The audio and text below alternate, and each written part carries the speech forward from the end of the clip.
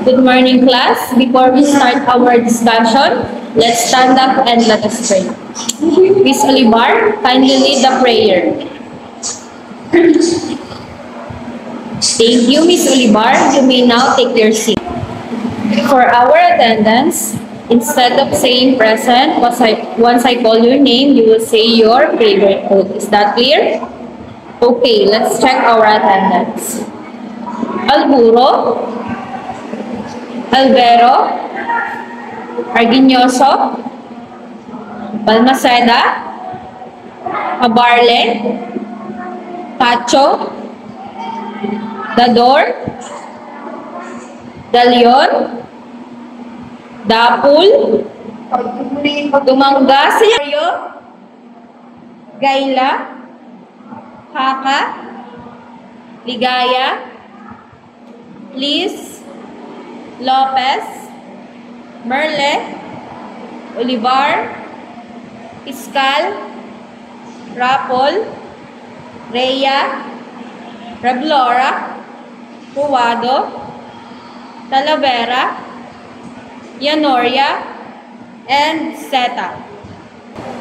For our motivation, I will show you an image and you will explain your answer based on your own understanding. Just raise your hand if you want to answer. Okay, Miss Cacho, thank you for your explanation.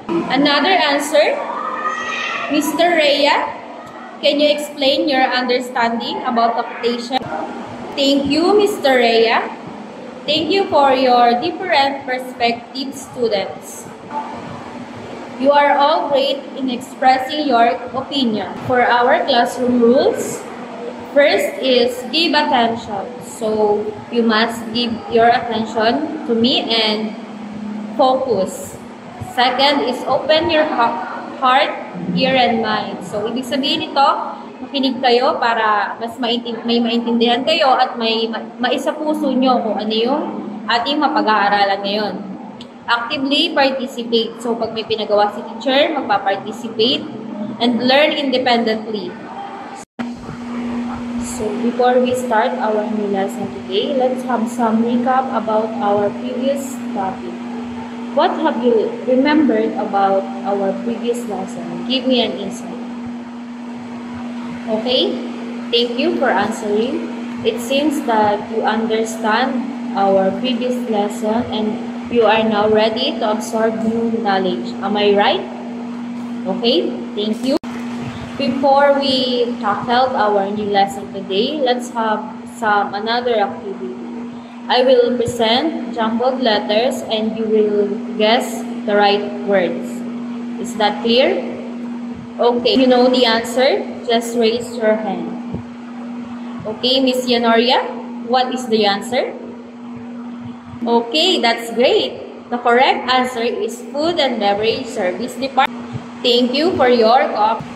For our activity, I will group you into 3 groups and you will have a role play.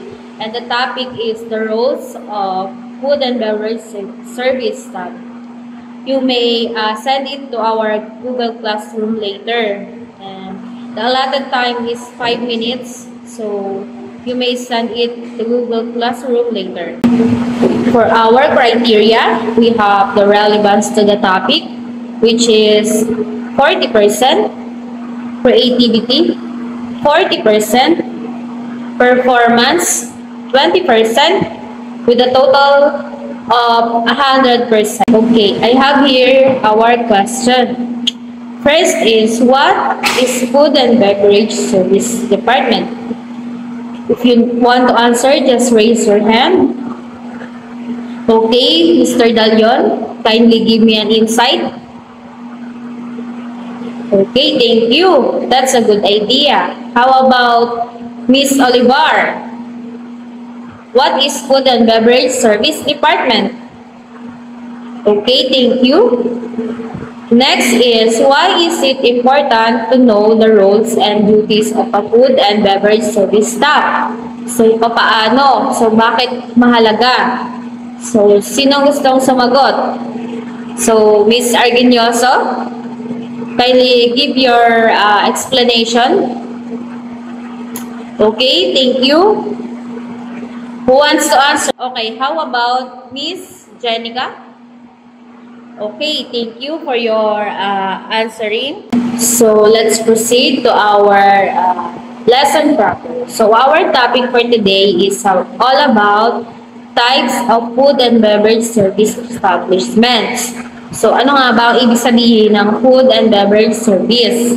So ito ay nag-ooperate and can be classified either commercial or non-commercial. Pag sinabi commercial na food and beverage establishment, ito ay include ng F&B services at ang aim nito ay to generate profit. Habang ang non-commercial food and beverage naman ay kanilang aim is to subsidize and provide welfare more than to earn revenue. So, ang halimbawa ng non-commercial is ito yung mga organizations na halimbawa merong feeding program, ganun. Hindi sila nakafocus sa revenue, to earn revenue. Habang ang commercial naman is they aim to make profit. Nakukuha po ba ang ating topic for today? So, we have fine dining restaurants. So, Miss Ruado, kindly read. Okay, thank you.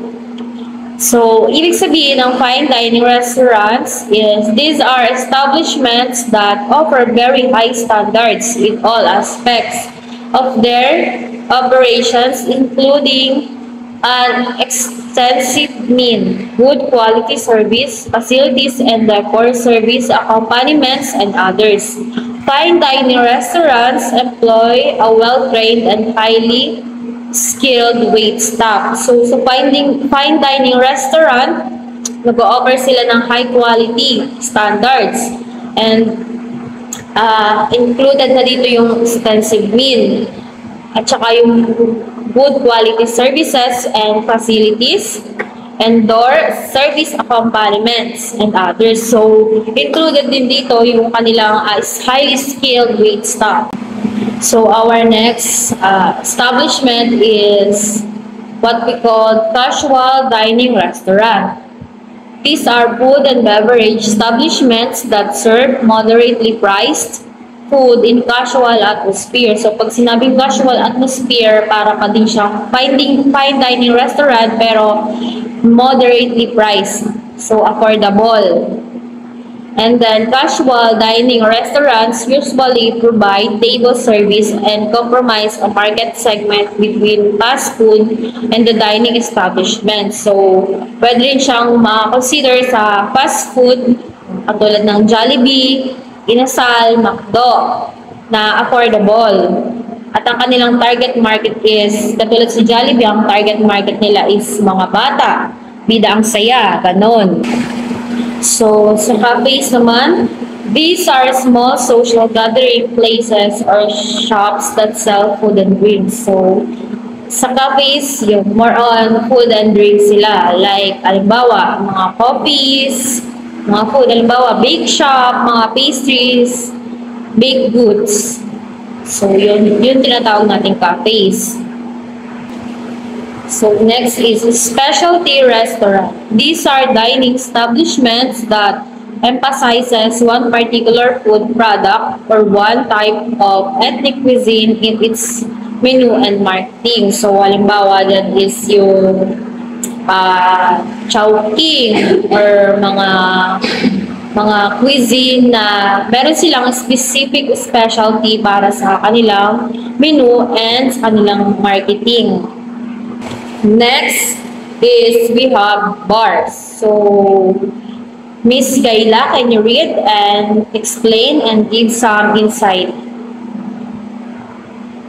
Okay, thank you. Salamat sa iyong pagsagot. So, ang bars can be individual businesses or part of a larger operation like a restaurant, The physical setup of bars is critical to set the ambience and the theme of the establishment. These establishments allow guests to meet and socialize for both business and pleasure. So, sa mga bars, dito yung pwede kayong mag-usap-usap pag gusto nyo or with drinks, halimbawa mga wine, ganyan. And meron diyang bartender and barista. So, kapag gusto nyo chill mode lang, ganun. And next is cafeterias. So, Mr. Fiscal, can you read and give some insight? Okay, that's great. These are food and beverage establishments where there is little or no table service. Cafeterias can be a restaurant or dining area in an institution in which guests select their food at a counter and carry it on a tray to a table available after making payment. So, ang example ng cafeterias is para siyang canteen or canteen na nga siya na kung saan self-service. So, magbabayad ka lang dun sa counter, yung payment mo, and then may dala ka ng tray. So, pipila na kayo doon. So, yun. Hanap ka na upuan mo, tapos ikaw din maglilinis ng pinagkainan mo or ikaw magtatanggal. So, ganun. Usually, yung sa mga canteen, walang waiter, walang tagalinis ng lamesa mo. So, ganun. So, isa pang example ng food and beverage service establishment is fast food restaurant. So, katulad ng sinabi ko kanina, ang fast food restaurant is katulad ng Jollibee, Mang Insal, or McDo. Yan yung mga kilala na alam nating fast food restaurant na these are establishments offering limited choices of popular food at reasonable prices. So, mga sikat na pagkain. So, ano ba yung sikat na pagkain sa McDo? Sa Jollibee, sa Mang Inasal. So, reasonable prices. So, affordable siya sa lahat. Pwedeng kumain kahit kasino. Fast food restaurants may be small and suited to the local area, offering local delicacies, while some may be part of an international chain. So, yung iba daw is part ng international chain, and yung mga ino-offer ng mga fast food restaurant is local delicacies.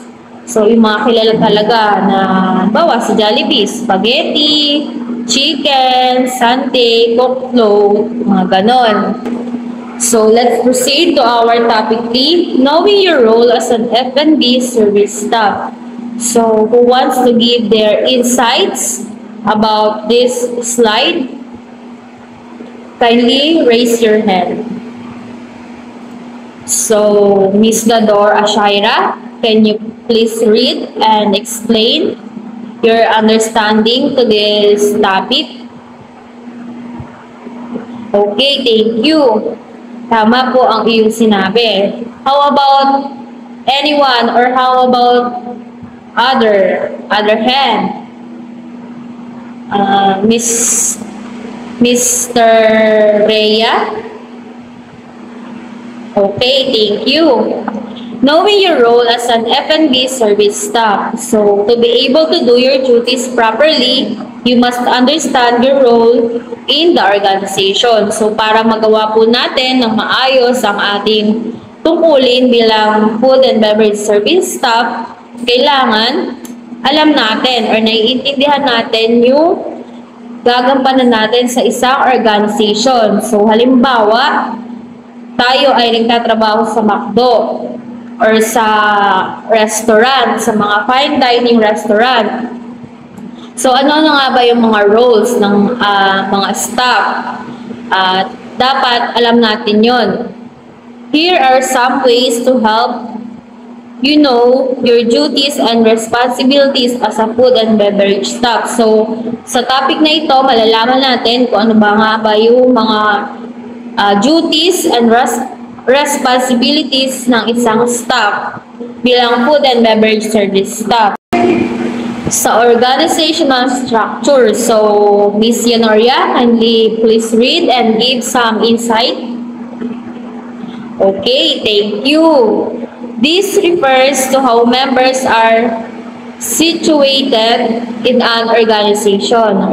Organizational structures will not only help you find your place in an organization, but will also help you identify the chain of command and the flow of authority in an establishment. So, halimbawa, tayo ay nagtatrabaho sa isang restaurant. So, dito sa organizational structure, malalaman natin, alam natin yung position natin. So, halimbawa, tayo ay isang staff lang. So, sa isang restaurant, syempre, meron diyang manager, meron diyang head chef, meron diyang sous chef. So, yan, naka-organize sila dyan. Kung sino yung mga pinakamataas hanggang sa pinakamababa. Meron diyang wait staff, meron diyang mga commis, meron diyang mga waiter, yun yung mga tawag, and ma-identify natin kung saan nga ba tayo nakapwesto. And doon din natin malalaman yung flow ng authority or yung chain ng command. So, halimbawa, merong complaint si customer, so tayo bilang wait staff, paano nga ba natin i-handle? Saan muna natin idadaan yung proseso na yun?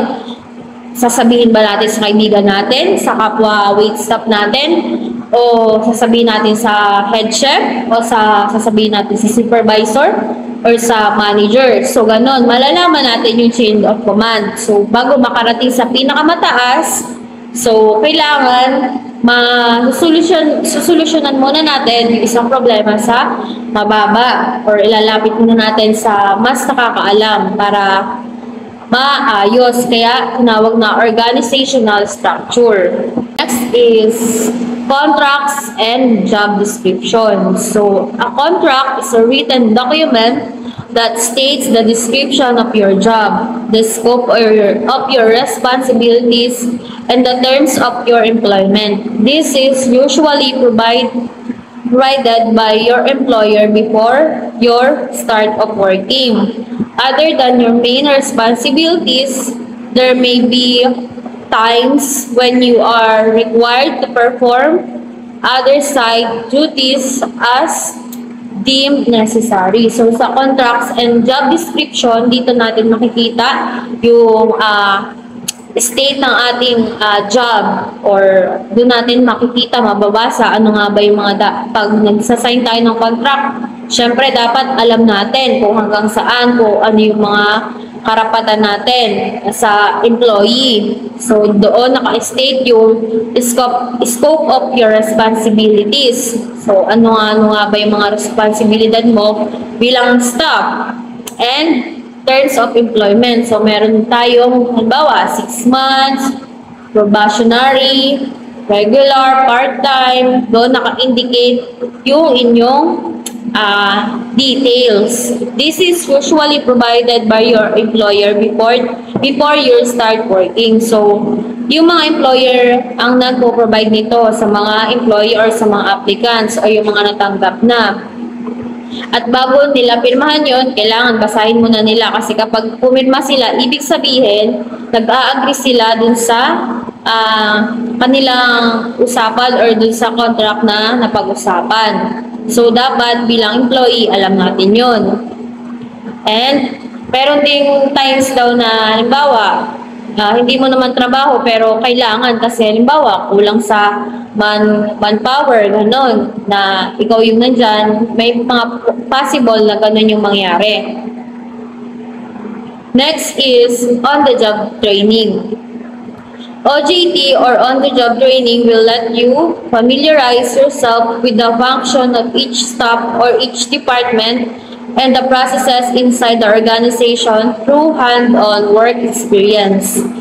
OJT can be required for interns or new staff and even to old staff members if a new policy or system is being implemented. So on-the-job training, halimbawa, tayo bilang future educator, sa third year natin or fourth year, magkakaroon tayo ng on-the-job training, which is doon natin i-actual yung ating mga napag-aralan tungkol sa food and beverage staff. So, magkakaroon tayo ng parang training sa pinakang specific na work job na gusto natin. Halimbawa, tayo ay nasa restaurant.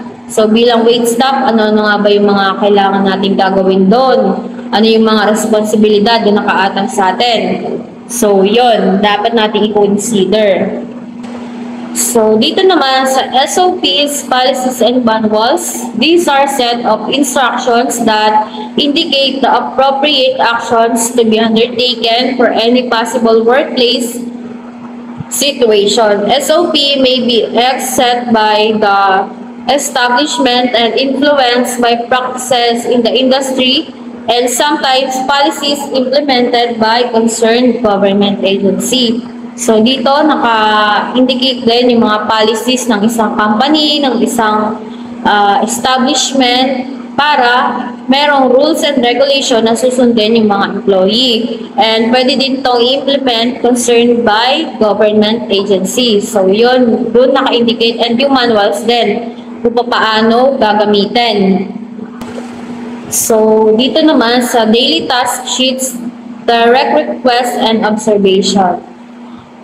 A daily task sheet is a document detailing the activities that you have to undertake throughout your shift.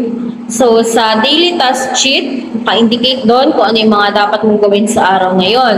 At meron tayo tinatawag na in and out. So, yon, kada pasok mo, mag-i-in ka, and kada alis mo, mag-out ka. Para yun ay makikita or matitrace kung ilang araw yung pinasok mo or kung ikaw ba ay nag-perform ng accurate. This is usually handed to the staff or posted in bulletins before the service or the shift starts. So, binibigay itong daily task sheets sa mga staff or pinapost sa bulletins bago ang service or bago mag-start ang kanilang shift. So, kailangan maayos na dapat yung isang establishment bago sila magbukas. And then, meanwhile, the request and observation will show you tasks that need to be addressed immediately, depending on the event. So, yung direct request and observation, so, halimbawa, napansin natin, wala na palang stock ng chicken or ng beverage. So, yun, magda-direct request tayo and kakaroon tayo ng observation. Question. So, our discussion are done. So, let me see if you learned something. So, I have here a question. What is the significance of knowing the duties and responsibilities of an F&B service staff, and how will it affect if you don't follow the proper procedure and instruction? So, ano nga ba yung kahalagahan na alam natin yung duties and responsibilities natin bilang food and service staff, at paano ito makaka-epekto sa atin kapag hindi tayo sumunod sa proper procedure and instruction. So, if you want to answer, just raise your hand. Okay? Ms. Ruado, it seems that you know the answer. So, explain to the class your understanding about the question. Okay, that's great. Halatang nakinig ka sa ating discussion. How about the others? Miss Alvero, kindly give your insight. Okay, thank you. How about Miss Alburo? Okay, thank you. Thank you for your cooperation, and it seems that you understand our lesson for today. So, our discussions are done. We now move into our quiz. So, it's quiz time.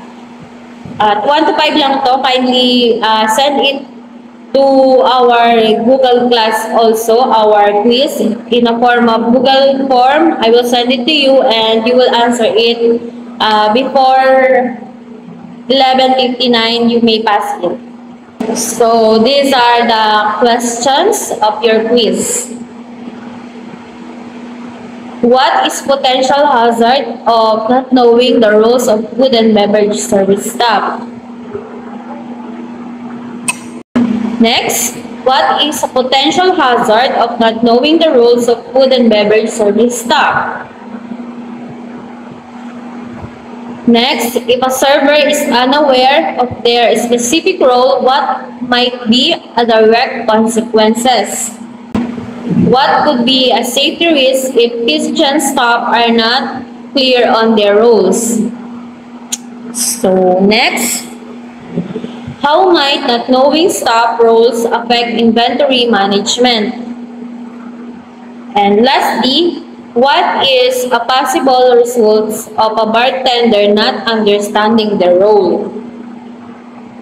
Okay?